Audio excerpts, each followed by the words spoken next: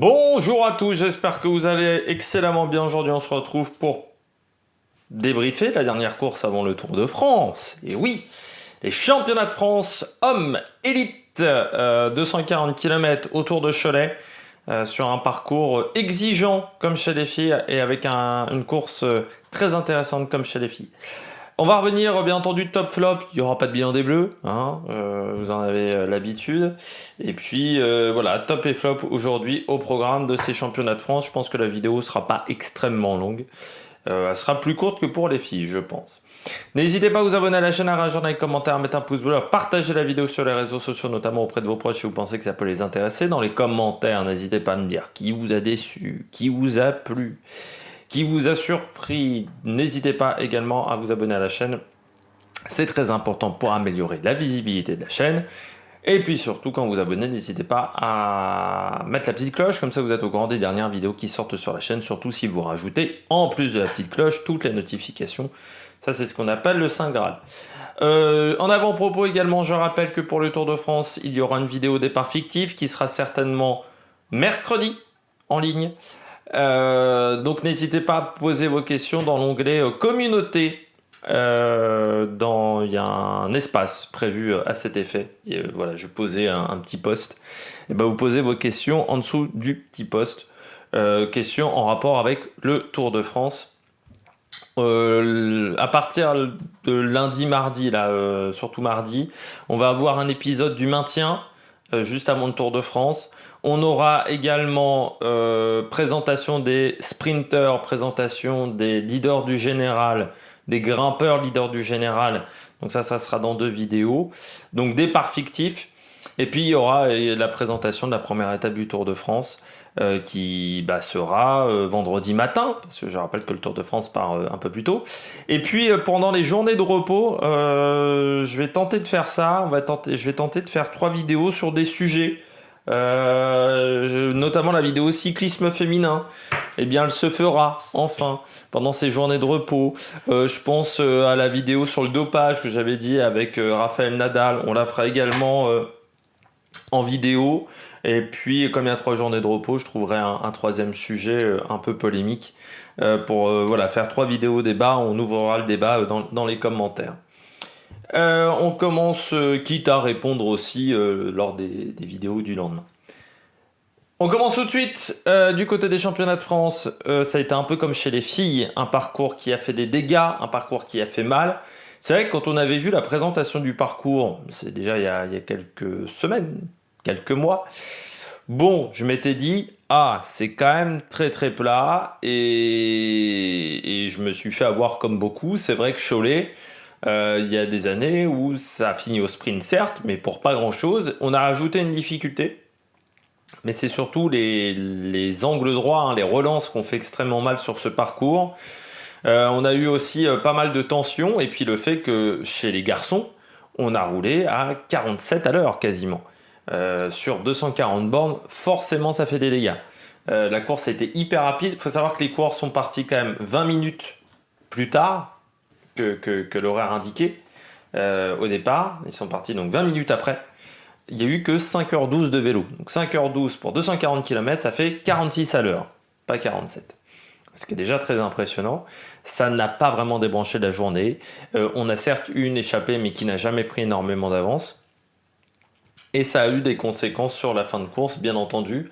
Fin de course qui a été très difficile pour certaines équipes qui n'ont pas forcément eu les résultats escomptés, les résultats prévus. Donc pas de sprint. Un vainqueur qui faisait partie quand même des outsiders favoris au départ avec Florian Sénéchal. Des équipes qui se sont trouées, des équipes qui ont bien géré jusque dans la dernière ligne droite. Donc ça va être très intéressant à débriefer. J'ai eu l'impression quand même que cette année, c'était Arnaud Démare face au reste de la meute. Et ça s'est quand même bien senti à certains moments. C'est-à-dire que je pense notamment à Brian Cocard, a presque sacrifié ses chances d'être champion de France pour favoriser une course de mouvement. Et il y a eu une course de mouvement, mais je crois qu'il y avait vraiment une envie de ne pas arriver au sprint pour pas qu'Arnaud Démare soit champion de France pour la 4e fois. Et ça a été un petit peu 1 contre 150 ou 1 contre 100 pour cette course.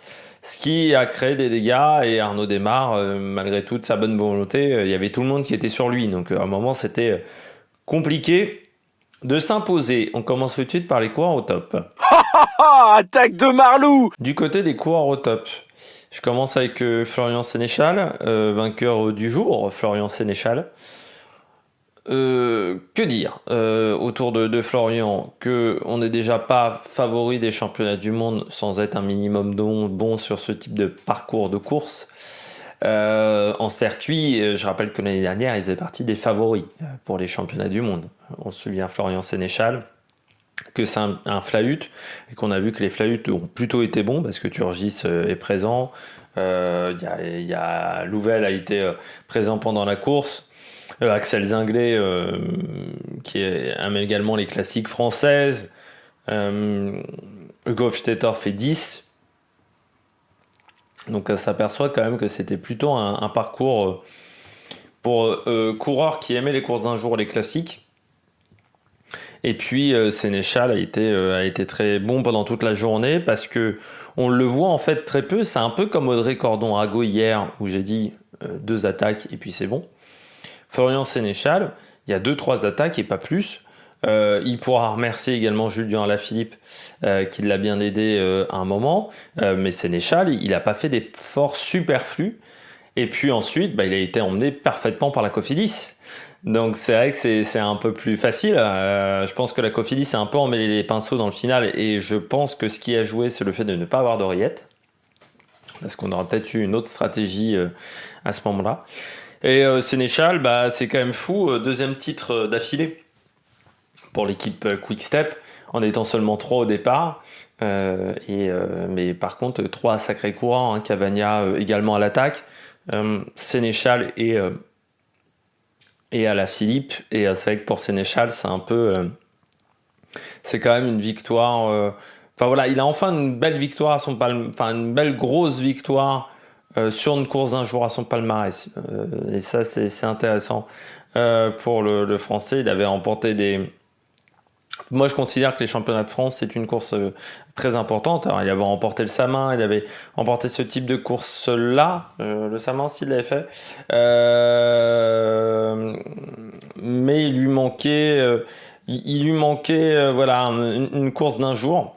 Et voilà, il a sa victoire sur une course d'un jour comme les championnats de France. Ça va lui donner de la confiance, forcément. Et puis, est-ce qu'il sera sur le Tour de France? Ça, c'est la grande question. C'est pas encore acté et loin de là du côté de la Quick Step. Mais j'espère surtout qu'on le verra un peu plus que Rémi Cavagna. Parce que c'est vrai que dans les rênes de champion de France, je pense que Rémi Cavagna, il a été quand même très très discret. Ça me rappelait du côté des champions de France, pour ceux qui se souviennent, Florent Bréard, qu'on avait quand même vu sur le Tour de France, mais qui était un équipier du côté de la Caisse d'Épargne, qui était un peu devenu champion de France à la surprise générale, et qui avait eu un règne également de champion de France sans victoire, je crois, et qui avait eu une échappée sur le Tour de France, mais pas beaucoup plus. Donc voilà, j'espère que du côté de Sénéchal, on verra un peu plus son maillot de champion de France que Cavagna. C'est vrai que Cavagna, ça a été un petit peu tristoun de ce côté-là. Je continue avec la Cofidis. La Cofidis, ils font quand même une très bonne course jusque dans la ligne droite finale. C'est-à-dire que pendant très longtemps, la Cofidis a fait une très belle course, c'est-à-dire qu'ils ont laissé faire la Groupama parce qu'ils n'étaient pas dans l'obligation de travailler avec la Groupama. Ils ont mis des coureurs bien placés à certains moments, et puis après derrière, il y a cette fameuse cassure réalisée par Brian Cocard, et c'est très intelligent parce que devant vous avez Benjamin Thomas, qui est un coureur qui est en très bonne condition physique. Alors certes il part avec Sénéchal, mais derrière dans le contre on met Axel Zinglet qui est également un coureur avec une bonne pointe de vitesse et qui est en forme. Donc là on se dit c'est pas mal pour la Cofidis. Le problème je pense d'Axel Zinglet, c'est qu'il aurait dû bloquer le retour du groupe de contre. Au départ il était en 2e position sur les 3 coureurs, il y avait Barguil et Turgis, il était entre Turgis et Barguil. Et je pense qu'il y a un moment, il a laissé Barguil passer devant lui, et ça a été une erreur. Ensuite, Barguil a très bien joué dans le final, il faut le dire, pour éviter qu'il y ait une attaque en contre de la part d'Axel Zinglet. Et puis dans la dernière ligne droite, ils ont tout foutu en l'air, mais parce qu'il n'y avait pas l'oreillette.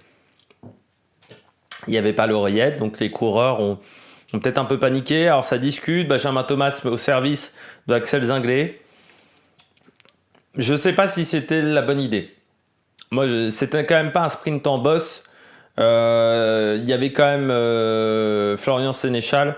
Moi, j'aurais plutôt misé sur Benjamin Thomas, qui pour moi est meilleur au sprint que Axel Zinglet. Et ça a été, je pense, l'erreur de la Cofidis. Mais sinon, contrairement aux filles où la Cofidis est passée complètement à côté, chez les garçons, je trouve que tout était bien fait jusqu'à ce moment-là.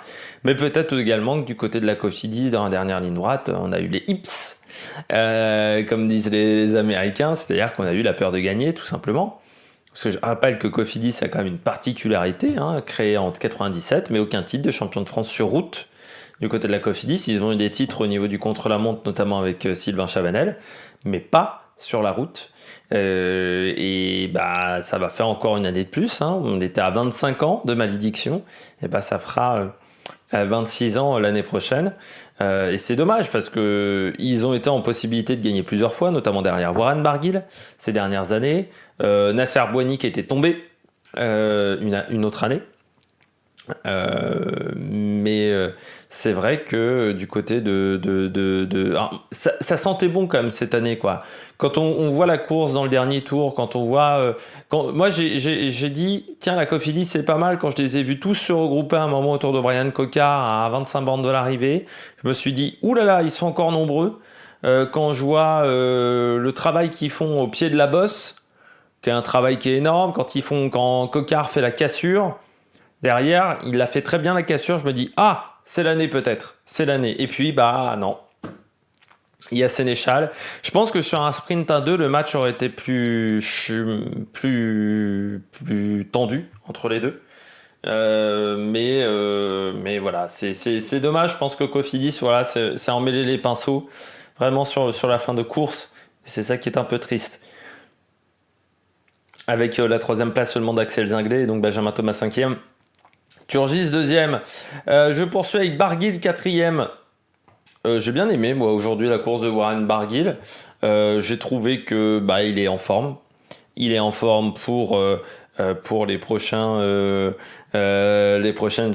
échéances. Il sera dangereux quand même. On peut penser à l'étape de Longwy pour Warren Barguil. Si en plus il a perdu un petit peu de temps à ce moment-là. C'est un coureur sur lequel il faudra compter, pourquoi pas pour le maillot à poids sur le prochain Tour de France. Enfin, ça sera cette année de toute manière sur le prochain Tour de France, les Français seront surtout des animateurs. Je pense que peu joueront le général. Warren Barguil, je pense, fera partie des animateurs de ces 3 semaines de course. Parce que vu ce que j'ai vu aujourd'hui sur un parcours qui n'était pas forcément à son avantage, c'est le sort grimpeur puncher qui est dans le top 10. Voilà, Warren Barguil. Je trouve que c'est plutôt très intéressant. Donc ça va être... C'est un coureur sur lequel il faudra faire attention. On peut penser également à l'étape de Lausanne, où ça peut partir en échappée. L'étape de Mende aussi pour Warren Barguil. Il y aura des possibilités pour les coureurs audacieux. Et Warren Barguil fait partie des coureurs audacieux sur le parcours de ce prochain Tour de France. Donc je pense que c'est plutôt intéressant de le voir en grande forme et en bonne condition physique. Alaphilippe, dernier coureur au top. C'est rassurant quand même Julien Alaphilippe parce qu'il remettait un dossard pour la première fois depuis Liège. Donc déjà une grosse période sans courir parce qu'il y a eu de la rééducation après son énorme chute à Liège et qu'on se disait tous ça va être un peu tendax quoi. Moi j'aurais aimé qu'il fasse un Dauphiné ou un Tour de Suisse. Bon, ça ne s'est pas fait du côté de l'équipe Quick-Step, même qu'il fasse une course comme le Tour de Belgique. Ça aurait pu être intéressant pour remettre un dossard. Il a remis un dossard que là au championnat de France. Mais il a quand même fait un énorme travail pour Sénéchal Quand Benjamin Thomas et quand du côté de la Cofidis ça accélère, c'est lui qui bouche le trou. Donc ça c'est rassurant. Et puis bon, à la Philippe, ça veut dire que dans les jours à venir, ça ira de mieux en mieux. Après, est-ce qu'il ira sur le Tour ou sur la Vuelta? Ça c'est la grande question. Est-ce que Quick-Step a la réponse? Peut-être pas. Mais bon, il y a encore la Vuelta comme possibilité. Ne pas faire de grand tour serait un peu triste pour un champion du monde. Mais ça peut être aussi une éventualité d'aller sur les classiques de fin août, début septembre, et puis aller au championnat du monde. Il y a plusieurs possibilités désormais pour Julien. Le Tour, la Vuelta. Bon, je pense que ça sera décidé peut-être ce soir, peut-être demain, mais qu'on aura la réponse très rapidement pour savoir si Julien sera sur le prochain Tour de France. C'est aussi, en passant, c'est aussi pour ça que je fais la vidéo départ fictif mercredi, que les vidéos de présentation, je pense, seront pas avant mardi. Ou mercredi même, peut-être, j'aurai beaucoup d'enregistrements à faire, peut-être mercredi, peut-être que je ferai le départ fictif le mardi, j'enregistrerai le mardi. Mais contrairement à d'autres vidéastes qui font les vidéos en avance, moi je fais pas de vidéo tant que je ne suis pas un minimum sûr de la liste de départ. Et pour l'instant, la liste de départ du Tour de France, elle est encore assez floue. Donc moi j'attends d'être sûr d'avoir une liste de départ à peu près bonne. Parce que je vous rappelle que rien que sur le dernier Giro, j'ai eu des changements de dernière minute. Je pense notamment à Chavez. Chavez était prévu sur le Giro jusqu'au mardi ou au mercredi, je sais plus, j'ai enregistré le mercredi et il a dégagé de la start list le jour quelques heures après avoir fait la vidéo. Donc déjà que ça peut arriver en prenant ces précautions-là, donc je vous dis pas si j'avais fait la vidéo il y a 10 jours, ce qu'ont fait certains qui font des podcasts ou qui font des vidéos sur YouTube, je me dis c'est pas top quand même, tu as de grandes chances de passer pour un con. On passe tout de suite au bonnet d'âne. Beaucoup d'équipes dans les bonnets d'âne aujourd'hui. On commence avec la Groupama. Ils sont passés à côté, que ça soit chez les filles ou chez les garçons. Dans les deux cas, ils étaient un petit peu l'équipe à abattre. De toute manière, même si Arnaud Démare, il y avait eu un sprint massif, je pense que ça n'aura pas été facile pour Arnaud Démare parce qu'il n'y avait pas ces poissons pilotes. Et on voit très bien que, très clairement, dans l'équipe, il a manqué Konovalovas. Il a manqué le Miles Scotson, le coureur australien. Il a manqué également un coureur comme un Guarnieri. Il a manqué ces coureurs-là. Mais surtout Scotson et Konovalovas. Konovalovas à 10 bornes de l'arrivée, il aurait fait un énorme relais sur un Tour de France. Sauf qu'on est au championnat de France et que il manquait un petit peu de monde. Je pense aussi que du côté de la Groupama, d'un point de vue collectif, tout miser sur Arnaud Démare, alors que sur les deux courses précédentes, on a vu des courses très animées. C'était peut-être pas forcément l'idée du siècle non plus.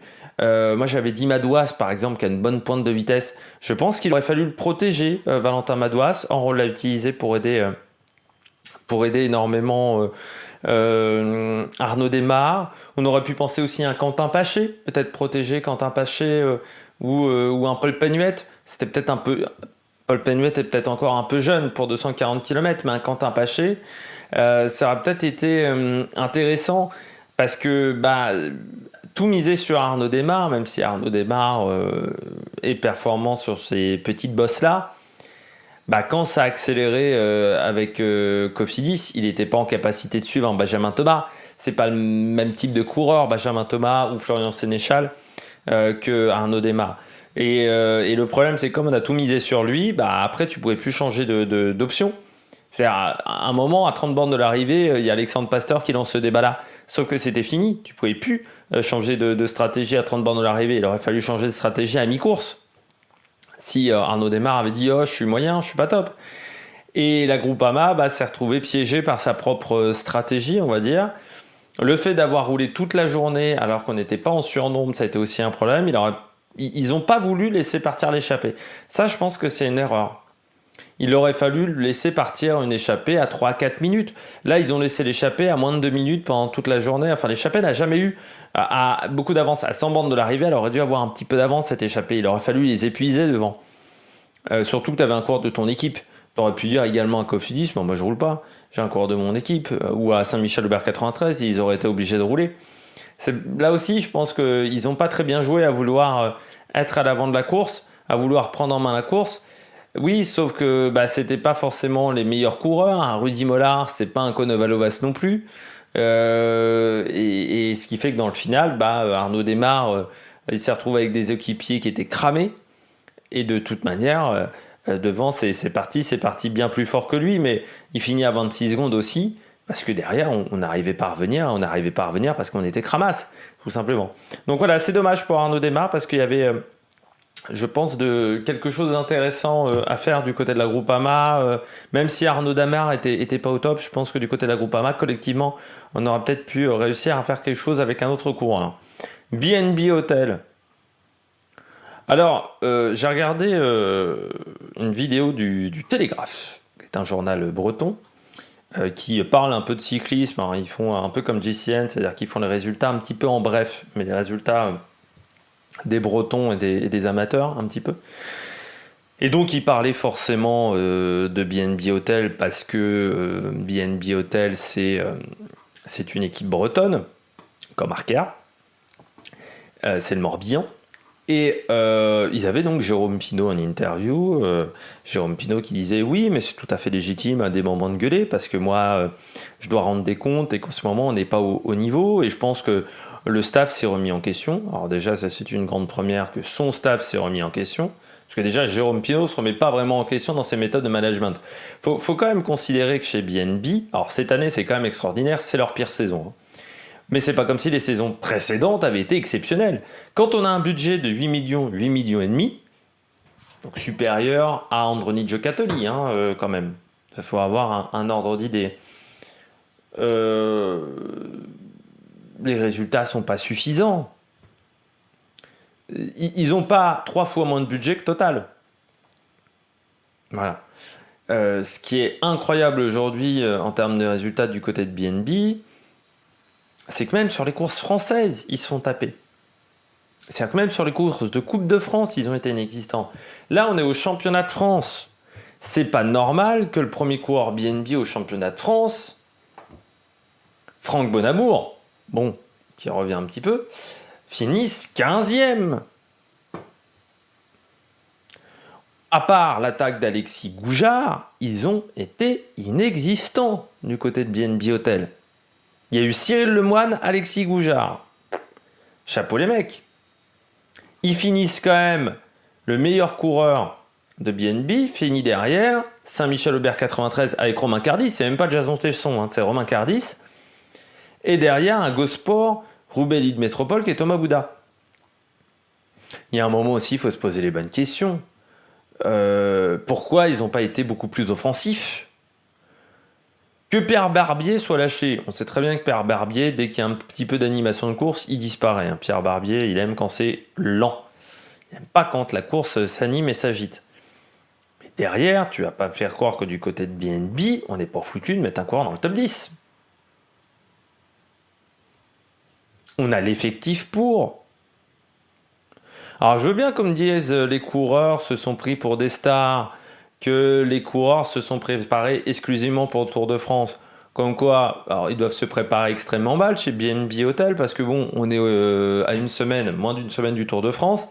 Personne n'est prêt quasiment dans cette formation.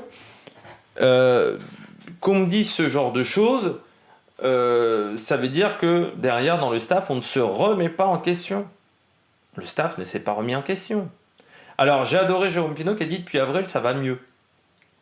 C'est vite dit quand même. Alors oui, il y a eu le maillot à poids de Pierre Rolland. Tu mises quand même sur 2-3 individualités. C'est faiblard quand même. Tu mises sur Goujard, sur Pierre Rolland.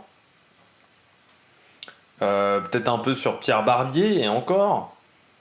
Le Tour de France de BNB va être très long. Si Pierre Rolland n'arrive pas à animer la course, pour le maillot à poids par exemple, la course va être très longue. Parce que il y a beaucoup de coureurs qui sont pas au niveau là. Qui sont à peine au niveau d'une équipe continentale. Il y a des coureurs de Nice Métropole de Une Nantes Atlantique. Une Nantes Atlantique, par exemple, est une équipe qu'on a beaucoup plus vue aujourd'hui ou Saint-Michel, on les a plus vus que BNB Hotel. C'est pas normal. Donc à un moment, il faut se poser les bonnes questions quand même. Alors je veux bien qu'ils disent que ces coureurs sont devenus des stars.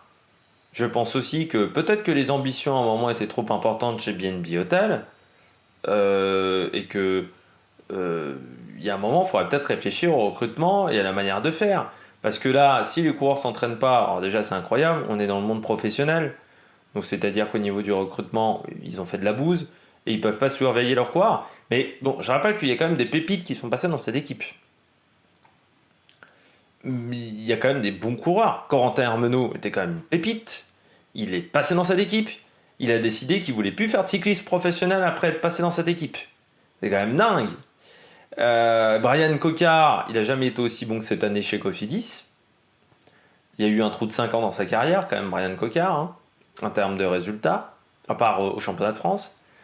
Qu'un coureur comme le coureur de la Groupama, dont j'ai cité son nom tout à l'heure, tac, je vais le retrouver. Quentin Paché, voilà. La deuxième année de Quentin Paché était catastrophique. Que là, Franck Bonamour, alors je veux bien qu'on me dise, il y a eu un début de saison qui a été compliqué. Oui, Franck Bonamour, on ne l'a pas non plus vu sur le Dauphiné. Je veux bien qu'on me dise, c'est compliqué, mais on ne l'a pas vu non plus derrière. Je trouve qu'il n'y a pas qu'un problème de coureur. Qu'il y a un problème d'ambition qui ne correspond pas, enfin d'objectifs qui ne correspondent pas au budget, qui ne correspondent pas au talent des coureurs. Et il y a un moment, il faut déjà être présent sur les courses nationales. Et si tu n'arrives pas à être présent sur les courses nationales, c'est qu'il y a un problème. Vu l'effectif, c'est qu'il y a un problème. Ils n'ont pas gagné une épreuve de Coupe de France. Mais ça date pas de cette année, le problème. Ça fait 5 ans que le problème existe. Ça fait 5 ans que cette équipe n'a absolument pas évolué. Ça fait 5 ans que cette équipe est aux fraises. C'est bizarre, c'est toujours le même staff. Alors pourtant, les coureurs ont changé. Bon. C'est pas qu'une question de coureurs.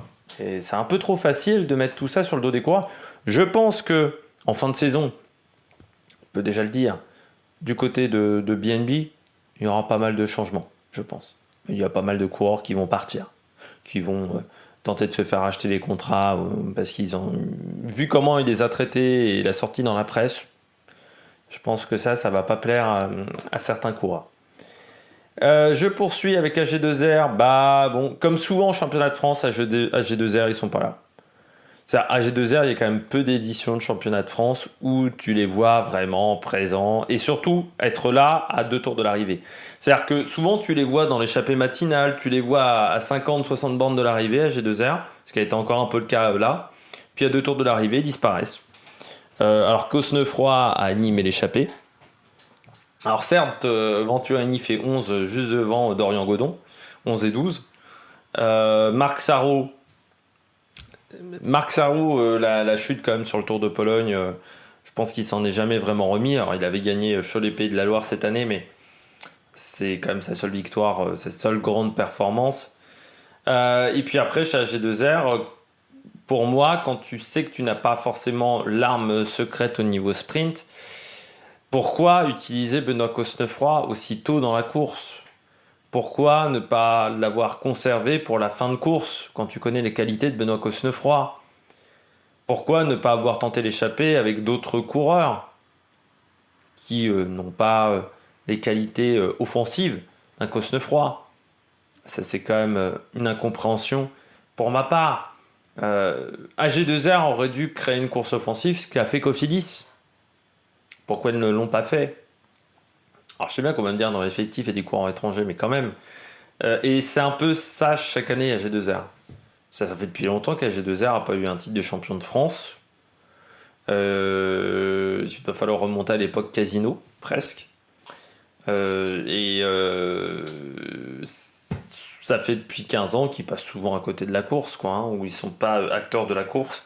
Et là, ils n'ont pas été acteurs de la course. Mais c'est un peu récurrent du côté de cette formation. Et puis Hugo Page, il aura de la frustration, Hugo Page, qui est tombé.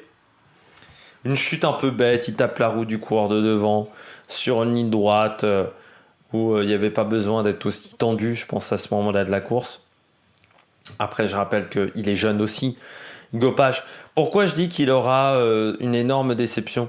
Il finit à 35 secondes, c'est-à-dire à 11 secondes du peloton Arnaud Démare. Malgré une chute où il s'est arrêté pendant très longtemps. Il a dû s'arrêter au moins 1 minute 30 après sa chute. Et oui, c'est là où tu te dis qu'il avait vraiment des très très bonnes jambes aujourd'hui. En plus, Intermarché faisait là aussi une course très intéressante, une course offensive. Une course où je pense Hugo Page aurait été en capacité de suivre Sénéchal et Benjamin Thomas. Et c'est frustrant parce que tomber de cette manière, quand tu sais la forme qu'il a en ce moment, Hugo Page, et puis un Hugo Page avec un titre de champion de France, c'est un Hugo Page qui va peut-être également sur le Tour de France ou qui au moins va sur d'autres grandes courses françaises du côté d'Intermarché. Et c'est vrai que c'est un peu frustrant parce que c'est un coureur qui a d'énormes qualités et là, il passe un peu à côté, quoi. Et c'est dommage parce que vu le Dauphiné qu'il a réalisé, il avait quand même des bonnes chances d'être sur le podium ce soir. C'est frustrant, voilà, de passer un peu à côté. Après, il a 20 ans, il aura encore d'autres possibilités d'être champion de France certainement. Ce qui est intéressant aussi, c'est de voir que 200, alors c'est à 210 km, 215 km, ça lui fait pas vraiment peur, surtout à ce rythme-là, donc à 20 ans, donc ça veut dire qu'à 24 ou 25, il aura vraiment la caisse pour tenir vraiment sur ces distances-là. Mais c'est dommage parce que pour Intermarché, il faisait vraiment une bonne course et c'est vrai que ça soit Adrien Petit qui rate un peu son sprint, qui déraille sur son sprint ou Hugo Page, ils n'ont pas eu le résultat escompté alors qu'ils auraient pu faire une course aussi intéressante que du côté de Quick Step. Bon, j'espère que vous avez aimé cette vidéo. Si vous avez aimé cette vidéo, n'hésitez pas à vous abonner à la chaîne, à réagir dans les commentaires, à mettre un pouce bleu. Donc nous, on se retrouve pour le Tour de France la semaine prochaine, pas mal de vidéos. Il y aura également la MotoGP à Assen. D'ici là, n'hésitez pas à vous abonner à la chaîne, à réagir dans les commentaires, à mettre un pouce bleu. On se retrouve pour de nouvelles aventures sur la Merck Production. Ciao, ciao!